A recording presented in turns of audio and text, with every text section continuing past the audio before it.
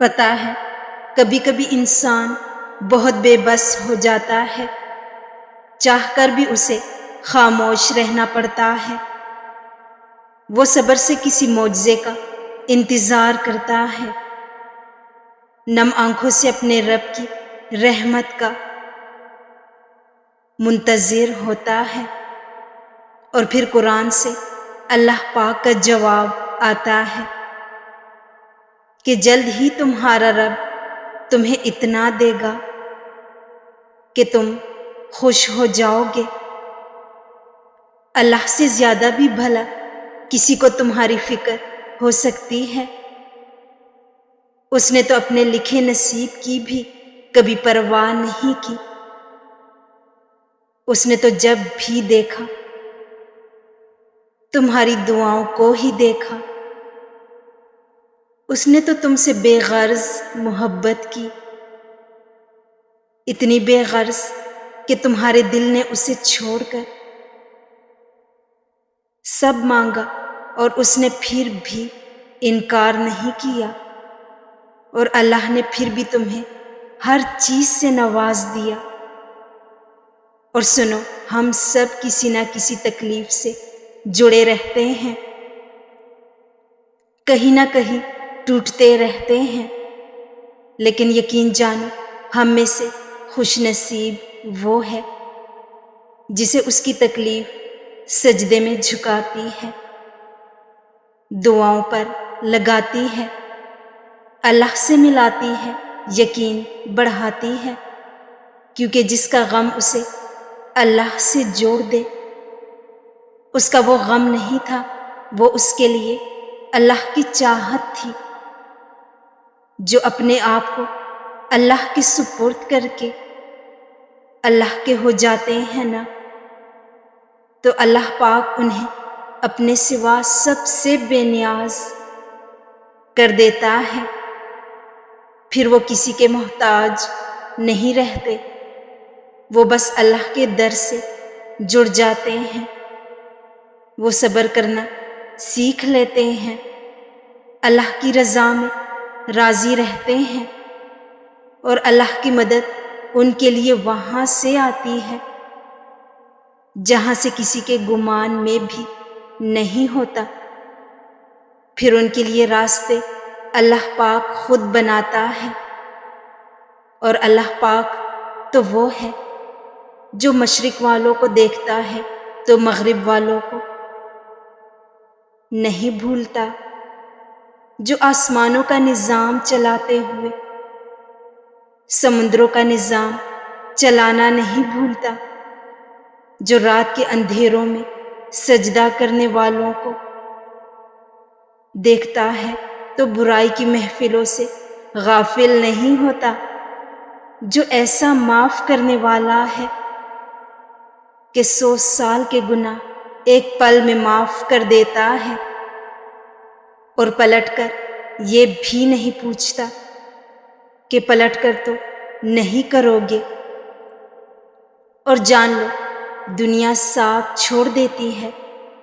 دنیا بے سہارا کر دیتی ہے، دنیا غم نہیں بانٹ سکتی، دیر تک ساتھ نہیں چل سکتی، تم اللہ پاک سے کتنا بھی دور چلے جاؤ تب بھی تمہارے ساتھ صرف اللہ پاک ہوگا، جو تمہیں شہرک سے بھی زیادہ قریب ملے گا۔ کوئی ایسی محبت کسی سے نہیں کر سکتا جیسی اللہ پاک اپنے بندے سے کرتا ہے۔ اللہ کا ذکر روح تک میں سکون بھر دیتا ہے، غم کوئی بھی ہو، فکر کتنی ہی کیوں نہ ہو، پریشانی جتنی بھی بڑی ہو، دل پر لگنے والی چوٹ کتنی ہی گہری ہو، دل کو ایک بار راضی کر لو، منوا لو کہ وہ اللہ ہے نا سب سے بڑا منصف، بہت رحمان اور رحیم، تو پھر دل پر سکون ہو جاتا ہے، اور حل اس قدر جلدی نکل آتے ہیں کہ گمان بھی نہیں ہوتا۔ اور جب اللہ تمہارے نصیب میں کوئی چیز لکھ دیتا ہے تو وہ تمہیں ضرور ملتی ہے، لیکن وہ تمہارے پسندیدہ وقت پر ملے یہ ضروری نہیں۔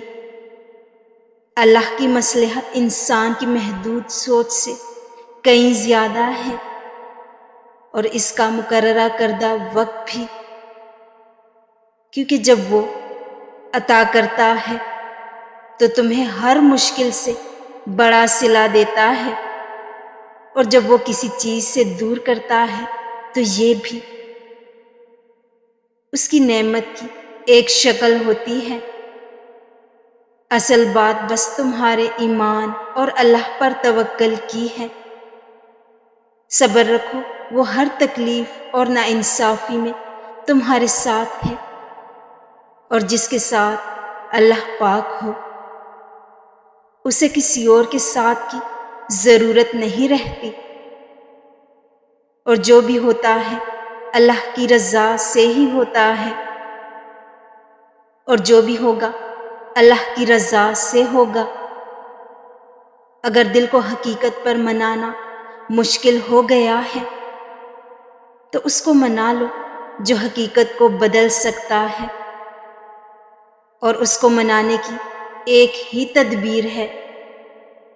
دعا، صبر، یقین اور انتظار۔ ہر چیز کو کسی نہ کسی مصلحت کے تحت تم سے دور یا قریب کیا جاتا ہے، اور وہ مصلحت تم کبھی نہیں جان سکتے۔ بس تمہیں اتنا یقین رکھنا ہے کہ جس کے ہاتھ میں تمہارا نصیب ہے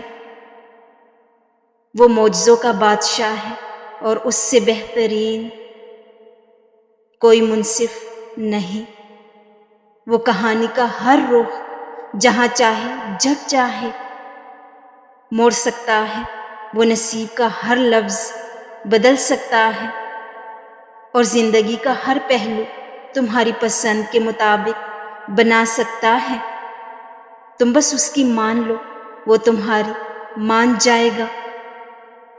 اور سنو، تقدیر اللہ کے ایک اشارے پر بدل جایا کرتی ہے۔ ہم کن صرف پڑھتے ہیں لیکن فیکن پر یقین نہیں رکھتے،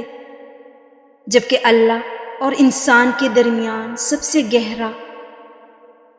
رشتہ یقین کا ہی تو ہے۔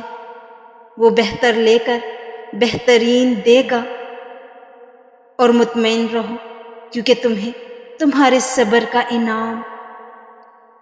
بہت جلد ملے گا۔ کچھ کو وہ فوراً عطا کرتا ہے، اور کچھ کی آواز کو شاید وہ بار بار سننا چاہتا ہے، اور کتنے ہی خوش نصیب ہیں وہ لوگ جن کو وہ بار بار سننا چاہتا ہے، اور عطا بھی مانگ سے زیادہ انوکھا کرتا ہے۔ بے شک اللہ پاک بہت غفور و رحیم ہے۔